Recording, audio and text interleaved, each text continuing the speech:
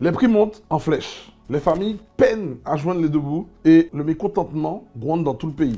Face à la crise du coût de la vie, le gouvernement a promis un plan d'action ambitieux en 28 points pour réduire de 20% les prix de 6000 produits d'ici janvier 2025. Est-ce que cela est vraiment suffisant? Donc bien entendu, je me présente, moi c'est William. Hein. J'ai pas l'habitude de faire ce type de vidéo, mais quand ça touche à la Caraïbe, il faut qu'on en parle. Vous me connaissez pour des vidéos qui permettent de parler de mindset, d'investissement en immobilier, d'entrepreneuriat, pour justement permettre à la communauté afro-caribéenne de s'émanciper face au coût de la vie dans son environnement. Et là, typiquement, on est en plein dedans. Je vais vous donner mes réactions par rapport à ça. Je vais vous donner mon avis et on va voir comment l'investissement, comment l'état d'esprit et aussi comment l'entrepreneuriat va faire en sorte qu'on puisse tirer notre épingle du jeu sans avoir à attendre d'eux. Donc, pour ceux qui ne me connaissent pas, abonnez-vous dès maintenant pour ne rien manquer de mon analyse et découvrir comment ces mesures pourraient transformer notre quotidien, en tout cas, comment notre contact et notre relation avec l'investissement et l'entrepreneuriat pourrait nous permettre justement de ne pas subir ce contexte. Donc dans cette vidéo, on va examiner ce plan en profondeur, voir les promesses qui sont dites, les limites qu'il y aura par rapport à ces promesses et pourquoi certains restent encore sceptiques. Restez jusqu'à la fin pour comprendre ce que cela signifie pour notre pouvoir d'achat. Dans un premier temps, depuis des mois, la vie devient de plus en plus chère. Les produits de base comme l'huile, la farine et même les légumes ont vu le prix augmenter de manière spectaculaire. Résultat, il y a des familles, il y a des milliers de familles qui n'arrivent pas à se nourrir. Et tu sais très bien, dès lors que tu retires la nourriture dans la bouche de ton peuple, ça part en cacahuète. Et là, c'est chaud. On nous connaît pour le carnaval, on nous connaît pour la bonne musique, on nous connaît pour la bonne bouffe, on nous connaît pour des belles plages. Mais il faut savoir qu'aux Antilles, il y a des personnes, il y a des familles qui vivent dans la précarité, tu vois. Et ne pas être capable de pouvoir se nourrir, c'est pas... Non, le jeu n'est pas bon, en fait. Clairement, ma réaction par rapport à ça, ce serait de dire, OK, arrêtons de consommer des produits importés, consommons local.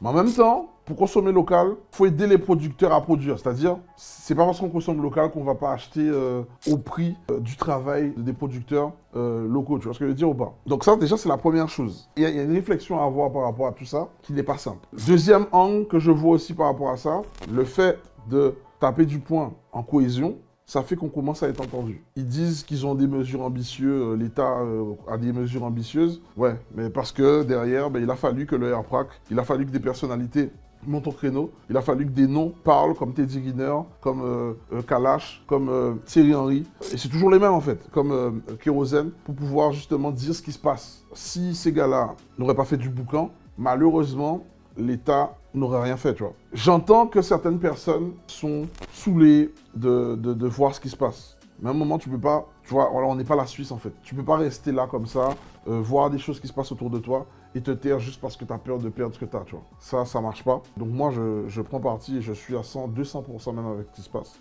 Et c'est OK. Maintenant, leur plan d'action sur les 6000 produits pour pouvoir baisser 20%. Bon, pour moi, c'est comme on dit, hein, ils nous donnent un jouet pour s'amuser, pour essayer de gagner du temps. C'est l'État. Donc l'État a le pouvoir de, justement, supprimer des choses. Et comme on l'a vu, hein, si derrière, on a les industriels qui réduisent des choses, mais que ceux qui revendent sur place laissent les prix comme tels, ça ne peut pas marcher. Dans ça, il y a une industrie qui gagne des milliards d'euros chaque année. Grâce à ça. Et c'est chasse gardée pour eux. Là, en fait, en tapant du poing sur la table, en venant mettre ça au grand jour, ça les arrange pas dans ce qui se passe. Maintenant, c'est OK. Essayez de réduire de 20% le coût des prix qui sont déjà à plus de 100% plus chers que la France, ça marche pas. Et en même temps, si on consomme que ces produits-là, en fait, on leur donne raison. Que faire? Il y a un dilemme, hein. Très très gros dilemme. Perso, mon avis, la plupart des personnes qui vivent en Guadeloupe, Martinique, Guyane ont des cousins de la famille qui ont des terrains, ont des cousins de la famille qui sont agriculteurs, qui sont éleveurs, qui produisent local. Donc ça veut dire ils ont des vaches, ils ont des poulets, ils ont des trucs. Moi j'ai grandi dans ça, tu vois. Après je donne mon point de vue, comme je le dis encore une fois, c'est mon avis. Si on montre, il y a des pêcheurs, il y a plein de choses, ou même on s'y met nous-mêmes. Si on montre qu'on peut se passer des produits industriels qui sont importés sur les îles, on va moins vers les centres commerciaux. Forcément, il y aura un manque à gagner, il y aura quelque chose qui va se passer chez eux. Et quand tu commences à toucher au portefeuille de quelqu'un, ça le fait réagir, tu vois. Je pense que ça, déjà, dans un premier temps, adopter un mode de vie frugal, local, ça permettrait à la fois de contrôler nos dépenses, donc de contrôler le pouvoir d'achat de la communauté. Ça permettrait aussi de comprendre qu'il faut...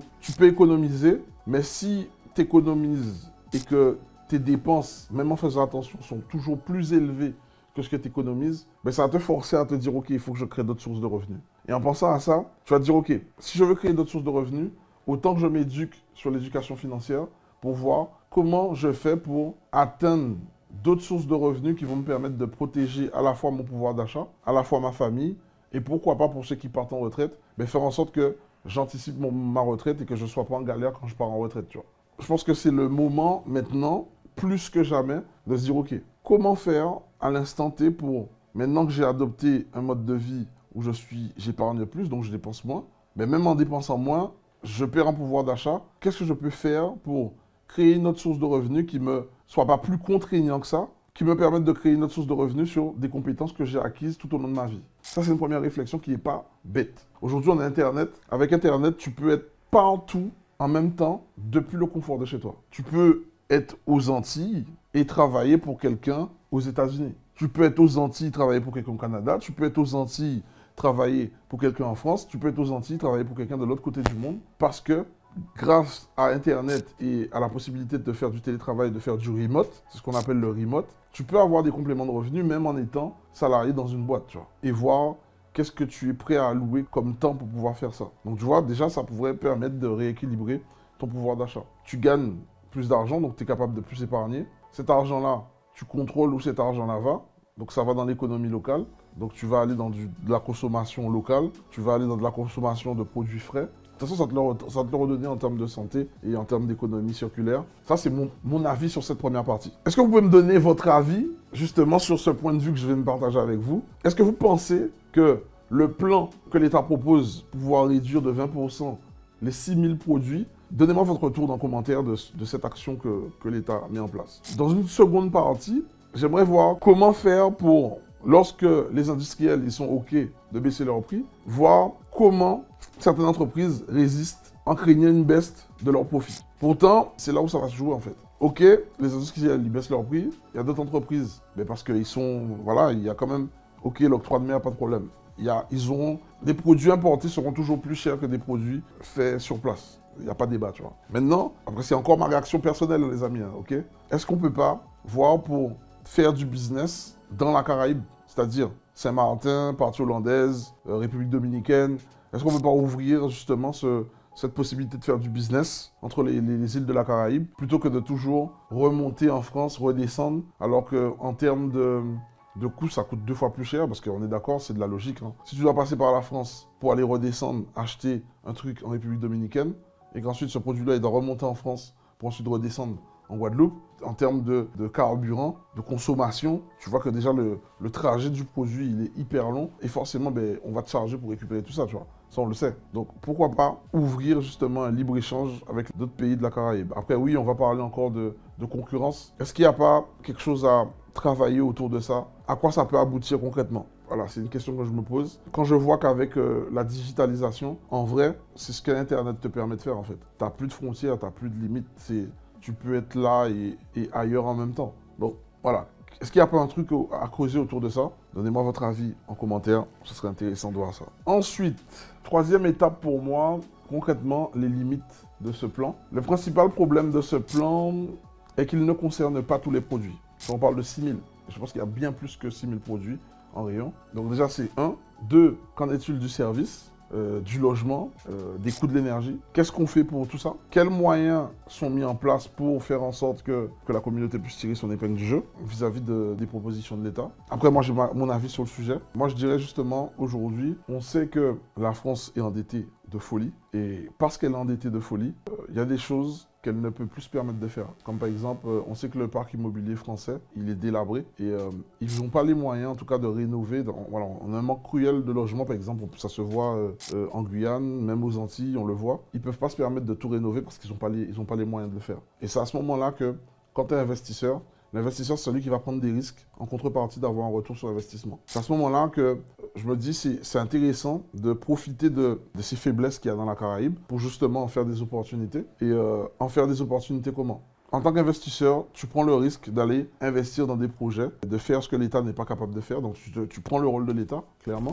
L'État, pour te remercier, qu'est-ce qu'elle va faire? Elle va te donner accès à des niches fiscales, à des choses qui vont te permettre justement de gagner plus d'argent parce que tu viens prendre leur rôle en mettant sur le marché des biens propres à la consommation, des biens propres au logement pour pouvoir loger de nouvelles personnes. Il faut se mettre dans une mentalité, changer notre état d'esprit, à se dire qu'on doit tout le temps attendre de l'État. Je pense qu'il faut aussi se mettre dans un état d'esprit où on se dit, ok, allons créer de la richesse, allons le faire et voyons ce qui se passe après. Et derrière, on peut être surpris par rapport à tout ce qu'on peut faire. Parce que, entre nous, hein, les gars qui sont nos politiciens là, qui votent les lois, ces gars-là aussi font de l'immobilier, tu vois. Donc, j'ai pas l'impression qu'ils vont se mettre des bâtons dans les roues pour justement faire en sorte de payer plus d'impôts, là où ils savent qu'ils laissent un peu des, entre parenthèses, des trous, des failles, des niches pour faire en sorte de récupérer leurs sous, parce que ben, ils vont se substituer au rôle de l'État, là où l'État ne peut plus faire grand-chose, parce que on parle d'un endettement à plusieurs milliards d'euros, tu vois. Donc ça, c'est mon point de vue. Je vois quand même des opportunités dans cette crise du pouvoir d'achat, dans cette crise du coût de la vie, dans cette crise des services chers, des services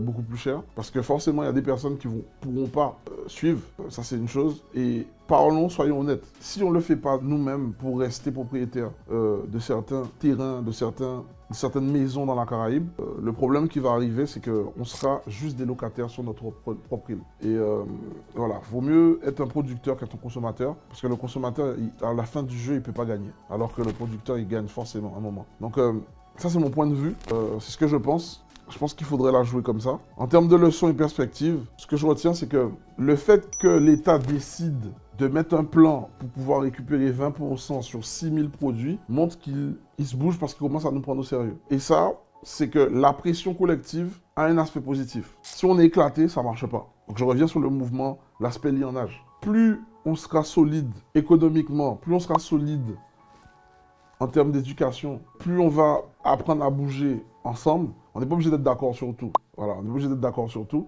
Mais en tout cas, pour un aspect commun, je pense que derrière, les gens en face, ils vont nous prendre au sérieux et forcément, on n'aura pas le retour qu'on mérite, mais on aura un retour qui, avec le temps, si chaque génération prend sa part de responsabilité, ben, au fur et à mesure, on va être respecté peu à peu. En moralité, moi je dirais, le travail que Airprac et toutes ces associations font là, gros respect pour eux, gros respect pour eux. N'écoutez pas tout ce que les médias vous apportent. Allez chercher votre propre source d'information. Derrière, oui, il faut militer pour nos intérêts, c'est normal. Et je rajouterai à ça, il faut en parallèle poser des actions concrètes sur le terrain pour, ok, je défends ça ou on me vole mon pouvoir d'achat. Quelle action je fais pour justement faire en sorte de conserver un peu plus mon pouvoir d'achat. Ok, donc ça va être ta façon de consommer, ça c'est la première. Et la troisième chose, c'est que tu sais très bien que ta façon de consommer, ta façon de gérer ton argent, ton épargne, va pas te permettre de retrouver ton pouvoir d'achat. Parce qu'on est face à des produits qui sont plus chers que la normale, donc il te faut, à un moment donné,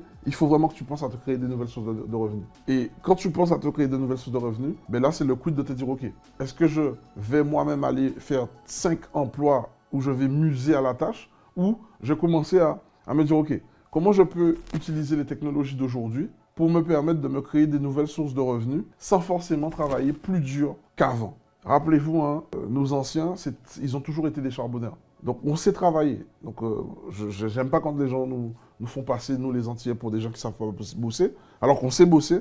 Maintenant, je pense qu'il faut réfléchir pour travailler intelligemment et utiliser les systèmes et les nouvelles technologies qu'on a à notre disposition pour justement aller chercher d'autres sources de revenus et d'avoir cette nouvelle mentalité d'investisseur pour faire en sorte que l'argent travaille pour nous et non pas que nous travaillons pour nous. Donc voilà, c'est ma deuxième vidéo sur ce type de sujet. Dites-moi ce que vous en pensez. Est-ce que vous voulez d'autres vidéos de ce type? Donnez-moi votre avis et je suis preneur des retours, de commentaires que vous allez me faire sur le sujet parce que je pense que parler de sujets propres à ce qu'on vit va aider à changer les mentalités. Donc c'était Will de Outsider Group. Je vous souhaite le meilleur pour votre réussite. Et si vous souhaitez nous rejoindre pour parler de thématiques d'investissement ou parler de thématiques business pour améliorer vos marges sur des business ou développer des automatisations dans les business que vous possédez déjà, regardez dans les liens sous cette vidéo. On organise des masterminds dans la Caraïbe justement pour apprendre à aller dans d'autres îles de la Caraïbe pour voir quelle synergie business on peut développer ensemble grâce à Internet.